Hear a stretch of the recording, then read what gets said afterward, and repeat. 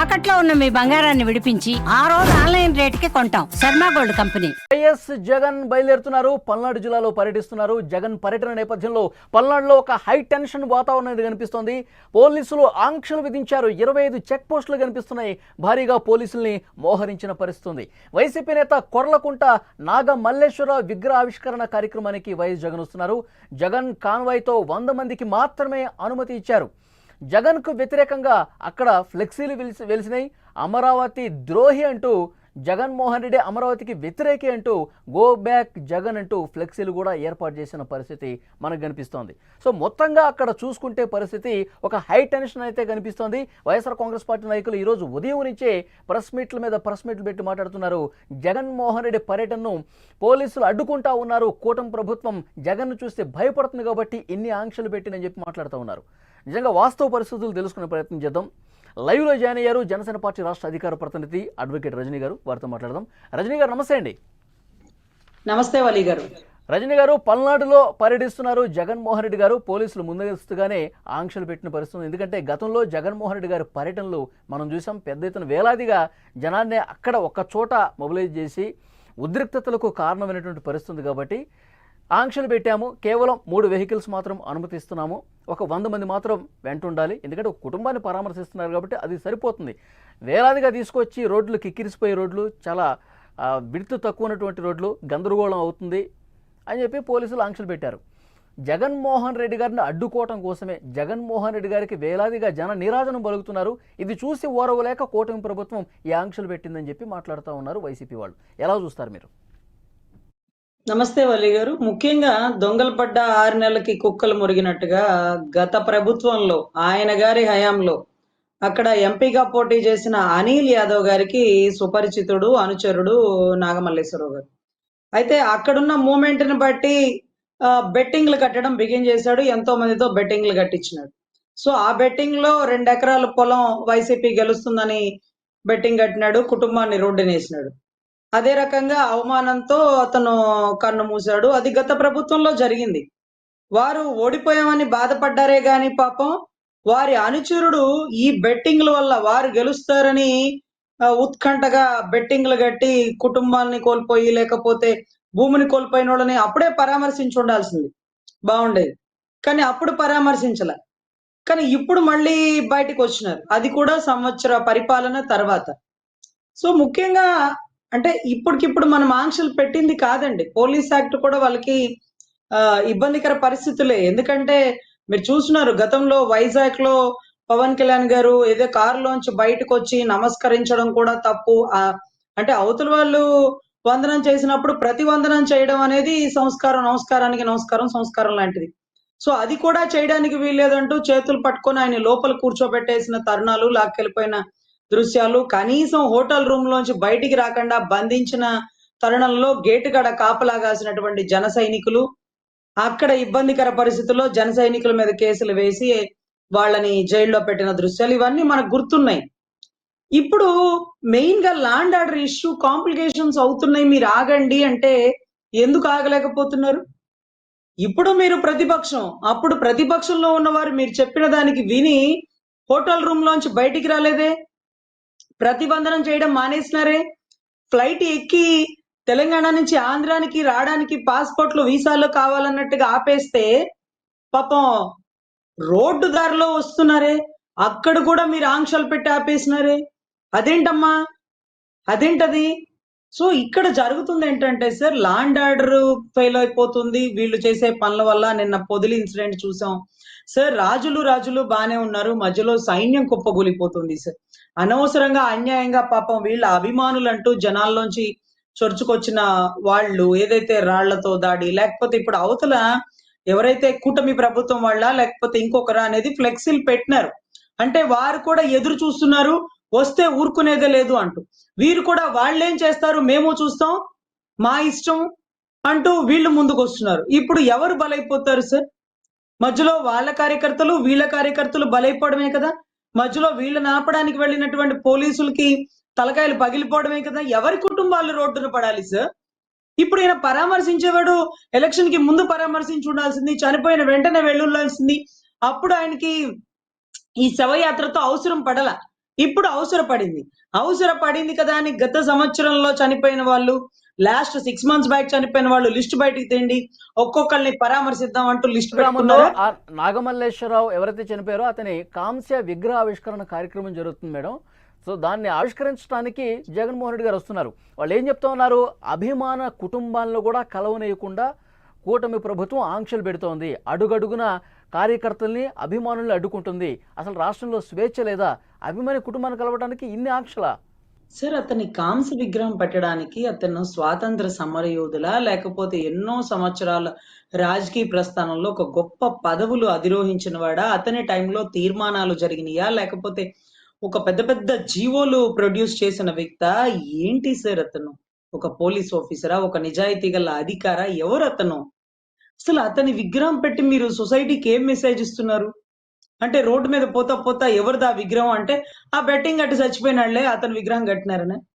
Sir, ఇప్పుడు చనిపోయిన వ్యక్తిని మనం డిగ్రేడ్ చేయడం కాదు, కానీ ఆ కుటుంబానికి అతను కీలకమైన వ్యక్తి. అతను కోల్పోవడం వల్ల ఆ కుటుంబం రోడ్డున పడింది. మీకు ఒకళ్ళ అభిమానం ఉంటే మీ సాక్షి యాజమాన్యంలో ఆ కుటుంబానికి ఒక మంచి ఉద్యోగాలు ఇవ్వండి, లేకపోతే ఆ కుటుంబానికి ఒక ఇళ్ల స్థలాలు ఇచ్చి ఇల్లు కట్టించండి. అంతేగాని అతని విగ్రహం నడి రోడ్డు మీద పెట్టడం వల్ల వాళ్ళ కుటుంబానికి భోజనం దొరుకుతుందా అండి? వాళ్ళ కుటుంబానికి ఉపాధి దొరుకుతుందా అండి? వాళ్ళ కష్టాల్లో ఆ కాంస విగ్రహం తోడుగా నిలబడుతుందా అండి? ఈ రోజు మీకోసమే చనిపోయాడా? బెట్టింగ్లు కట్టి చనిపోయాడా? మీ పార్టీ కార్యకర్తగా పని చేసినాడా? అంతే కదా? లేకపోతే ఆ నాగమల్లేశ్వరం ఏమన్నా సత్తెనపల్లికి ఎమ్మెల్యేగా చేసినాడా, ఎంపీగా చేసినాడా, లేకపోతే ఎవరతను? ఆ సత్తెనపల్లి అనేది ఎంత గొప్ప చరిత్రో తెలుసా సార్? వావిలాల గోపాలకృష్ణయ్య గారు ఎట్ ఏ టైం 3 సార్లు ఎమ్మెల్యేగా అయినటువంటి చరిత్ర. నిజాయితీ గల ఒక రాజకీయ నాయకుడిని, ఒక స్వాతంత్ర సమరయోధుడిని కలిగి ఉన్నటువంటి Sattenapalli. Sir, for suppose Kodela Sivaprasad గారు ఒక మంచి స్పీకర్ గా పనిచేసినారు, ఎన్నో సంవత్సరాలు మినిస్టర్ గా తెలుగుదేశం పార్టీకి కీలక నేతగా పనిచేసినారు, ఆయనకి సంబంధించిన ఊరు. సో ఇలా ఇవన్నీ ఏవో మంచి మంచి లక్షణాలు కలిగి ఉన్నది ఆ ఊర్లో. ఈ రోజు మీరు కాంస్య విగ్రహాన్ని పెట్టి ఏం మెసేజ్ ఇస్తున్నారు? అసలు ఇదంతా ఎందుకు చేస్తున్నారు? ఆ విగ్రహ ఆవిష్కరణ ఎంత రోడ్డు విత్తులో ఉంది? దానికి పర్మిషన్ ఇచ్చిన వాళ్ళు ఎవరు? మేము పెద్ద పెద్ద స్వాతంత్ర సమరయోధుల్లో మా పార్టీ నాయకుల్లో ఇంకొకళ్ళ పెట్టడానికి ఇదిగో ఇక్కడ పర్మిషన్ లేదు, అదిగదిగో అక్కడ పర్మిషన్ లేదు అంటూ ఆంక్షలు పెట్టి ఆపేస్తుంటారు. కానీ ఇతనికి ఈ విగ్రహానికి పర్మిషన్ ఎవరిచ్చారు? కింద ఏం రాస్తారు సార్? కింద ఏం రాస్తారు సార్? ఫస్ట్ నేను రోడ్ మీద పోతా పోతా ఈ విగ్రహాన్ని అన్న చూసిన పెద్ద పెద్ద కట్టడాల్లో చూసి నేను పొంగిపోను సార్. వాళ్ళు డబ్బులుంటే కట్టుకుంటారు, పోయేటప్పుడు ఆ కట్టడాల్లో ఒక్కడు కూడా తీసుకొని పోలేడు. కానీ ప్రతి విగ్రహం కింద చదువుతాను సార్. అబ్బా, ఎవరో ఇతనికి గొప్పగా విగ్రహం కట్టారు, ఇతను ఏంటి అనేది కింద చూస్తాను. ఒక స్వాతంత్ర సమరయోధుడో, ఒక రాజకీయ నాయకుడో, ఒక రాష్ట్రపతో, గతంలో మినిస్ట్రీ చేసినాడో, లేకపోతే ఇంకోటో రాసి ఉంటది. ఇతని కింద ఏం రాస్తారు?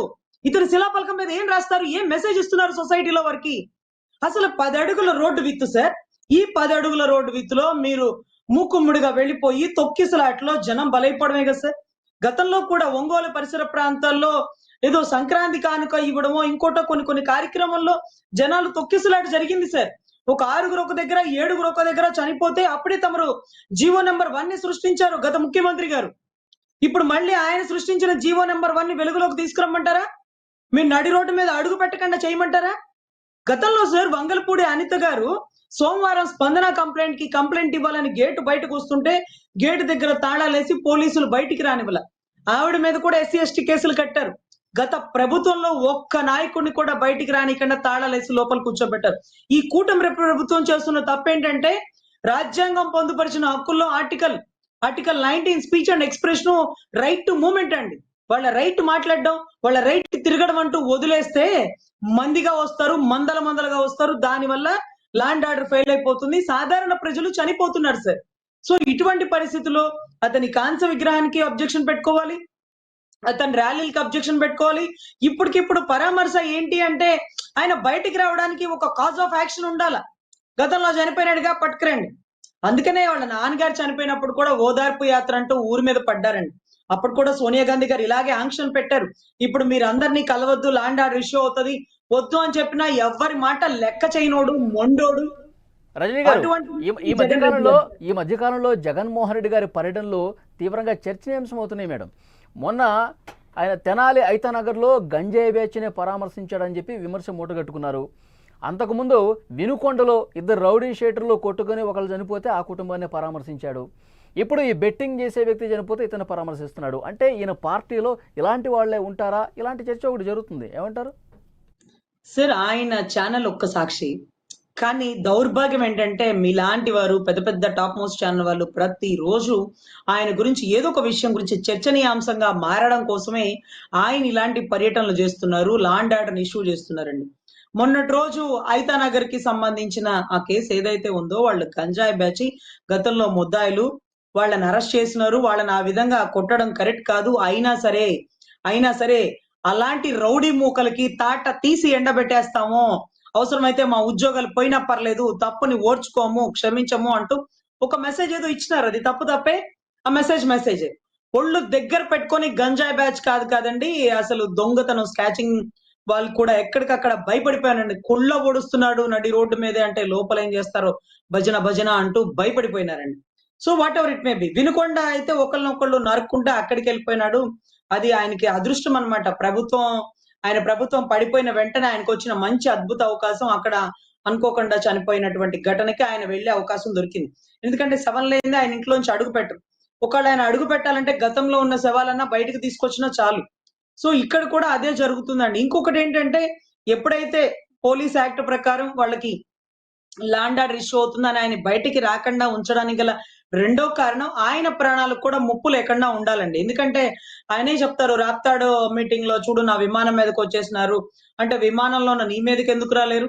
అట్టే పెట్రోల్ తీసుకొని వచ్చి విమానం తగలపెట్టేస్తే ఏమవుతుంది పరిస్థితి? జనాలలో నీ వాళ్ళు ఉంటారు, నీకు శత్రువులు ఉంటారు, మీకు ఇబ్బందికర పరిస్థితులు ఉంటాయి. So whatever it may B, మీరు ఇలాంటివన్నీ కంట్రోల్ చేసుకొని, అంటే చాలా తెలివిదండి. దీన్నే డైవర్షన్ పాలిటిక్స్ అంటారు. ఏదో ఒక రకంగా అరెస్ట్ అవ్వాలని అతను మనస్ఫూర్తిగా ఎదురు చూస్తున్నారు. కానీ కూటమి ప్రభుత్వం ఉపేక్షిస్తుంది. వద్దు లా అండ్ ఆర్డర్ ఇష్యూ అవుతది, అతని మటికి అతను ఉండని అని. గతంలో కూడానండి 2019లో గత ప్రభుత్వం పడిపోవడానికి గల కారణం కూడా ఇదే. పోనీలే పాదయాత్ర పెట్టుకొని అంటూ ఈయన అభివృద్ధి పదంలో ముందుకు వెళ్ళిపోతున్నాడు. పాదయాత్రలో జనాల దగ్గరికి వెళ్లి జనాలకి మాయ మాటలు చెప్పి మోసం చేసి అప్పటికప్పుడు గవర్నమెంట్ ని ఫామ్ చేయగలిగినాడు. చిన్న ఆయన చనిపోయినాడు, నా మీద గాయం తగిలింది, నన్ను నమ్మండి, నా తండ్రి లేడు, నేను అనాథని అయిపోయినాను, నా తల్లి పరిస్థితి కూడా సరిలేదు, నా చెల్లి రావటం లేదు అంటే ఇవన్నీ మాయ మాటలు చెప్పాడు. సో జనాలకి మాయ మాటలు ఈజీగా నమ్మగలిగేస్తామండి. అంటే ఆయన చెప్పే మాటలు అంత గొప్పగా ఉంటాయి. గతంలో కూడా గులకరాయ్ అని చెప్పారు, ఎవరు నమ్మలేదు అనుకోండి, అది వేరే విషయం. సో ఇప్పుడు ఆయన ప్రాణాలకు కూడా ముప్తుంది. రాప్తాడు మీటింగ్ లో విమానానికే ఘటన జరిగినప్పుడు ఆయనకి ఘటన జరిగే అవకాశం ఇంకా ఎక్కువ ఉంటాయి. ఆయన సెక్యూరిటీ కూడా వాతావరణం కనిపిస్తుంది మేడం. ఎందుకంటే పెద్ద ఎత్తున రెంట్లపాడు గ్రామానికి వచ్చేందుకు చుట్టుపక్కల నియోజకవర్గాలు కార్యకర్తలు అందరూ కూడా వచ్చేస్తా ఉన్నారు. పోలీసులు ఎక్కడెక్కడ ఆపుతా ఉన్నారు. మొన్న మనం చూసాం, పొదిలిలో రాళ్లు తీసుకుని మహిళలు శాంతియుతంగా నిరసన తెలియజేస్తూ ఉంటే ప్లకార్డులు పట్టుకుంటే రాళ్లు తీసుకుని కొట్టారు. కొంతమంది మహిళలు కూడా తీవ్రంగా రక్తాలు గారిన పరిస్థితి మనం చూసాం. ఇప్పుడు ఆ రెంట్లపాడు గ్రామానికి జగన్మోహన్ రెడ్డి గారితో పాటు మమ్మల్ని పంపించలేదన్న ఉద్దేశంతో పెద్ద ఎత్తున అక్కడికి వచ్చి మళ్ళీ ఏమైనా దాడి చేస్తారని చెప్పి ఒక భయం కనిపిస్తుంది స్థానిక ప్రజానీకంలో. అలా సిచ్యువేషన్ ఏమైనా ఉందంటారా? ఒక హై టెన్షన్ అయితే ప్రస్తుతం అక్కడ కనిపిస్తోంది. అలా పరిస్థితి ఉంటే ఏం జరుగుతుందంటారు? సార్ ఇక్కడ లా అండ్ ఆర్డర్ ఇష్యూ అవుతుంది అంటే పోలీసుల ప్రాణాలకి ముప్పు ఉంది, సాధారణ ప్రజానీకానికి ముప్పు ఉంది, వాళ్ళ కార్యకర్తల ముసుగులో ఉండేటటువంటి రౌడీ షేడర్లు వాడే ఆయుధాల వల్ల ఎంతో మంది ప్రాణాలకి ఇబ్బందికర పరిస్థితులు ఉంది, ఆయనతో సహా. ఒకవేళ ఆయన పేమెంట్ ఇచ్చి పక్కన వాళ్ళని కొట్టమన్నా గురి తప్పి ఆయనకి తగిలితే పాపం ఇబ్బందే కదా. మొన్నటి రోజు చూసారా, గులకరాయి క్రౌడ్ లో గురి చూసి కొడితే ఒక రాయి ఇద్దరిని కొట్టి రాయి మాయమైపోయిన దృశ్యం, గురుత్వాకర్షణ కోల్పోయిన దృశ్యం మనం చూసినాం. ఇలాంటి ఘటనలే మళ్ళీ జరిగే అవకాశాలు ఉంటాయండి. ఆయన సెక్యూరిటీ కూడా రాష్ట్రానికి చాలా ఇంపార్టెంట్, భారతి గారికి ఇంపార్టెంట్, భారతి గారి బిడ్డలకి చాలా ఇంపార్టెంట్. కాబట్టి ఆయన కూడా కాపాల్సిన బాధ్యత రాష్ట్ర ప్రభుత్వానికి ఉంటుందండి, రాష్ట్ర పోలీస్ వర్గానికి ఉంటుంది. ఆయన ప్రొటెక్షన్ కోసమే వద్దని చెప్తున్నాం. కానీ ఇలాంటి మీటింగ్లు జరగనీయకుండా, లేకపోతే విడుదల రజనీ గేట్ కాడో, లేకపోతే కాస్ మహేష్ రెడ్డి గేట్ కాడో, లేకపోతే జగన్ రెడ్డి గేట్ కాడో తాళాలు వేసేయచ్చు కదా. నాకు అర్థం కావట్లే, వాళ్ళని ఎందుకు బయటకు వదలాలి? వాళ్ళని బయటకు వదిలిన తర్వాత ఆగమంటే వాళ్ళు ఆగుతారా? వాళ్ళు ఏం గోడలు దూకి పోలేరు కదా, పెద్ద పెద్ద గోడలు పెట్టుకుంటారు కదా వాళ్ళ సెక్యూరిటీ పర్పస్ కి. ఇంటి చుట్టూ పోలీస్ బందోబస్తు పెట్టి బయటికి రానికన్నా చెప్పేస్తే అంటే ఆ మీటింగ్ ఆగిపోతుంది కదా. దానివల్ల ప్రజల మీద పడే కేసులు, లేకపోతే పబ్లిక్ ఇబ్బంది, లేకపోతే పోలీసులకి ఇదే పనాయిక స్టేషన్ లో పనులు ఉండవా? ఒక ఆడపిల్లకి అన్యాయం జరిగిందో, రేప్ జరిగిందో, మర్డర్ జరిగిందో, దాడి చేసినారు అని పోలీస్ కంప్లైంట్ ఇవ్వడానికి వచ్చిన ప్రతి ఒక్కరికి స్టేషన్ లో ఒక్కళ్ళు ఉండరు. సత్తెనపల్లి మొత్తం బందోబస్తుకి వెళ్ళిపోయారు. సత్తెనపల్లి చుట్టుపక్కల పరిసర ప్రాంతం పల్నాడు ఎస్పీ నుంచి డిఎస్పీ వరకు ఏం జరుగుతుందా అని అంత భయపడాల్సిన పరిస్థితి ఏంటండి? నువ్వెవరిని కలవాలా? స్వాతంత్ర సమర యోధులు గలు, లేకపోతే మొన్న బోర్డర్లో చనిపోయిన వాళ్ళం గలు, వాళ్ళ కుటుంబానికి ఏమన్నా ₹1 ఇచ్చినవా? నీ చేతిలో కనీసం క్రిస్మస్ కు కేక్ అన్నా పెడతావు నువ్వు? ₹1 ఇవ్వడానికి మనసు రాదు. నీ త్యాగభరితమైన గుండె ఆ ముందే ఎలక్షన్ కి ముందే కొట్టుకోవచ్చు కదా, అక్కడికి వెళ్ళి ఆయన దగ్గరికి వెళ్ళి పలకరించవచ్చు కదా. ఆయన కాంస్య విగ్రహం పెడతావా? ఏం స్వాతంత్ర సమరయోధుడనా, మీ నాయన అనుచరుడనా, లేకపోతే బెట్టింగ్ లో వీరుడనా? ఎవరిని కడతావు? కింద ఏమని రాస్తావు? ఏం క్వాలిఫికేషన్ రాస్తావు? ఏం చేశాడని రాస్తావు? ఏం మెసేజ్ ఇస్తావు సొసైటీకి? ఇలాంటి వాళ్ళని అస్సలు ప్రోత్సహించకూడదండి. చూసిన ప్రతి ఒక్కడు విగ్రహాన్ని కట్టుకుంటానంటే ప్రతి ఒక్కడు వాళ్ళ కుటుంబ సభ్యుడికి విగ్రహాన్ని కట్టుకోవడానికి డబ్బు ఉంటే చాలా అండి, ప్లేస్ ఉంటే చాలా అండి. ఆ విగ్రహంలో నిలబడిన వ్యక్తి ఏం చేశాడు, ఎవరతను అని ఏం ఆలోచించరా? అలా పర్మిషన్ ఇస్తే సందుకు ఒకడు కట్టుకోడా అండి? అప్పుడు ఆ విగ్రహం కట్టుకున్నాడే అనుకోండి, దాన్ని ఆవిష్కరించడానికి ఆయన రావాలా? అంటే ఏ మెసేజ్ ఇస్తున్నారు? అందరు ఇలాగుండండి, పోయిన విగ్రహాలు కడతాను, ఆ కుటుంబానికి ఒక ఉద్యోగాన్ని ఇవ్వండి, ఆ కుటుంబంలో ఒక అన్నపాత్ర పోషించండి, ఆ కుటుంబానికి ఏమైనా పెళ్లిళ్ళలో ఫంక్షన్ లో ఉంటే వెళ్ళండి మీరు.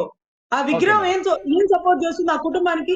వాళ్ళ కష్టం వస్తే కాంస్య విగ్రహానికి చెప్పుకుంటే కష్టం పోతుందా? సో బెట్టింగ్లు కట్టి ఎకరాలు కోల్పోయి కుటుంబాన్ని రోడ్డున పడేసిన వ్యక్తి గురించి మీరు విగ్రహాలు కట్టి ఒక మెసేజ్ ఇస్తున్నారు. ఒకే అతను చనిపోయాడు, మంచో చెడో ఒక వ్యక్తి చనిపోయాడు, మన సహృదయంతో ఆ కుటుంబానికి సహాయం చేద్దాం, ఒక 10 లక్షలు విరాళం ఇద్దాం, ఒక 20 లక్షలు విరాళం ఇద్దాం, కుటుంబానికి ఇంటి స్థలం ఇద్దాం, ఉద్యోగం ఇద్దాం. ఇది కదా సార్ చెయ్యాలా? 10 అడుగుల రోడ్లో నేను వెళ్ళిపోతాను, విగ్రహాన్ని ఆవిష్కరిస్తాను, నాకు 100 మంది సరిపోరు, 1000 మంది కావాలి, మందితో రావాలి, మందలతో రావాలి, లేకపోతే లా అండ్ ఆర్డర్ ఫెయిల్ చేయాలి, మనుషులు చచ్చిపోవాలి. ఇలాంటి టైంలోనే జీవో నెంబర్ 1 ని దయచేసి కూటమి ప్రభుత్వం మళ్ళీ వెలుగులోకి తీసుకురండి. ఎప్పుడైతే జీవో నెంబర్ 1 వస్తుందో ప్రతిపక్ష నాయకుడు ఇలాంటి ఇష్యూల దగ్గరికి పోకూడదని ఆంక్షలు పెడదాం. ఎవరన్నా ఫ్రీడమ్ ఫైటర్ లో ఇంకొకరు వారి కుటుంబ సభ్యుల్లో పరామర్శించండి, తప్పలేదు. నిన్న కొమ్మినేని శ్రీనివాస్ గారిని పాపం అరెస్ట్ చేసి బయటికి తెచ్చినారు, మినిస్టర్లు వెళ్ళారు, అక్కడికి వెళ్ళి పరామర్శించారా? హైదరాబాద్ లో ఉంది కదా, అక్కడ పరామర్శించరా? ఆయన పరామర్శించక్కర్లేదా? చచ్చిపోతేనే పరామర్శిస్తారా మీరు? లా అండ్ ఆర్డర్ ఇష్యూ అయ్యే దగ్గర పరామర్శిస్తారా? సో ఏంటి సార్ మీరు ఏం మెసేజ్లు ఇస్తున్నారు సార్? సో చట్టాన్ని చేతిలోకి తీసుకుంటే ఎంతటి వాడికైనా శిక్ష తప్పదు. గౌరవ జగన్ రెడ్డి గారు అరెస్ట్ అవడానికి ఉర్రూతలుగుతున్నారు. వెనకాల విడుదల రజనీ గారు, కాసు మహేష్ రెడ్డి గారు క్యూ లైన్ లో మేము కూడా ఉన్నాం, మా పర్ఫార్మెన్స్ కూడా నచ్చితే మీరు దయచేసి మమ్మల్ని కూడా అరెస్ట్ చేయండి అంటూ ముందుగా దూకుతున్నారు. సో ఈ పోరాట సంగ్రామంలో ఎందరు బలవుతారో, ఎవరెవరు తలకాయలు పగులుతాయో, ఎవరెవరు జైలుకి వెళ్తారో ఉత్కంఠగా ఎదురు చూస్తున్నటువంటి పోలీసులు. నెక్స్ట్ పరిణామాలు ఎట్లా ఉంటాయో చూద్దాం. వైఎస్ జగన్మోహన్ రెడ్డి గారి పర్యటనకు సంబంధించి పెద్ద ఎత్తున మళ్ళీ విమర్శలు వ్యక్తమవుతున్నటువంటి పరిస్థితి మనం చూస్తున్నాం. గతంలో ఐతనగర్లో గంజాయి బ్యాచ్ను ఆయన ఎప్పుడైతే ఆ కుటుంబాలని పరామర్శించారో అప్పుడే విమర్శలు పాలయ్యారు. ఇక ఇప్పుడు కూడా బెట్టింగులు కాసేటువంటి వ్యక్తి చనిపోతే ఆ కాంస్య విగ్రహం ఆవిష్కరించడానికి వస్తూ మళ్ళొకసారి విమర్శలు మూటగట్టుకుంటున్నారు. జగన్మోహన్ రెడ్డి గారు ఒకసారి ఆలోచన చేయాలి, తన పర్యటనలు నేను ఎవరిని పరామర్శించాలి, కేవలం రాజకీయం చేయడం కోసం మాత్రమే, కూటమి ప్రభుత్వం మీద బురద చల్లడం కోసం మాత్రమే ఈ విధంగా పర్యటనలు పెట్టుకుంటే ఇంకా ఆ పార్టీ అధోగతి పాలవుతుంది, వేరేదే ఉండదని చెప్పి ఇటు కూటమి నాయకులు కూడా మాట్లాడుతున్నటువంటి సిచ్యువేషన్ మనం చూస్తున్నాం. చూద్దాం, పల్నాడులో అయితే ఒక టెన్షన్ వాతావరణం కనిపిస్తోంది. ఆంక్షలు పెట్టారు పోలీసులు పెద్ద ఎత్తున. గత జరిగిన ఘటనలు కూడా దృష్టిలో పెట్టుకుని శాంతి భద్రతలకు ఎక్కడా విఘాతం కలగకుండా ఆంక్షలు అనేవి నడుస్తున్నటువంటి సిచ్యువేషన్ మనం చూస్తున్నాం. ఒక హై టెన్షన్ పల్నాడు జిల్లాలో ప్రస్తుతం నెలకొంది.